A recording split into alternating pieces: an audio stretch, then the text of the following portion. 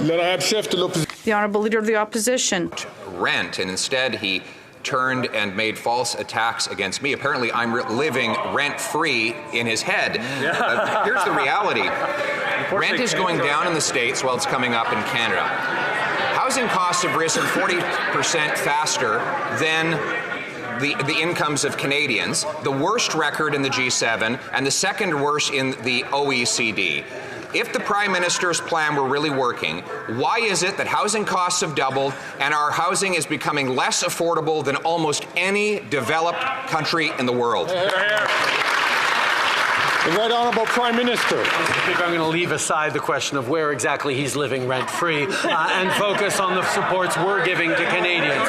We are continuing to invest in meaningful ways in partnership with municipalities, with unions and building trades, with provinces across the country to solve this housing crisis that Canadians are feeling so acutely. Whether it's cutting the GST from purpose-built rental, whether it's moving forward with a tax-free savings account for first-time homebuyers, whether it's putting $4 billion in the pockets of municipalities across the country to increase density, to cut red tape, we are taking action on housing. The Honourable Leader of the Opposition. Oui, il prend beaucoup d'actions pour... Yes, he does a lot to increase housing costs. Rents have doubled. Mortgage has doubled. According to the news, the rental market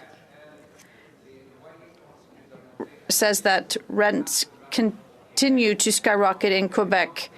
At the same time that construction starts are dropping considerably. Can the PM finally stop building bureaucracy so we can finally start building homes? The Right Honourable Prime Minister.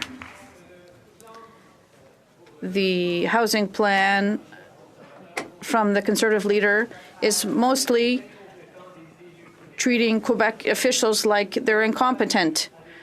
We are working with Quebec officials, with the provinces and the municipalities to invest. And I'd like to underscore that the $900,000 we put forward to accelerate housing construction in Quebec was doubled by the Quebec government to ensure that municipalities can do even more to tackle this housing crisis. That's a concrete plan, not these insults.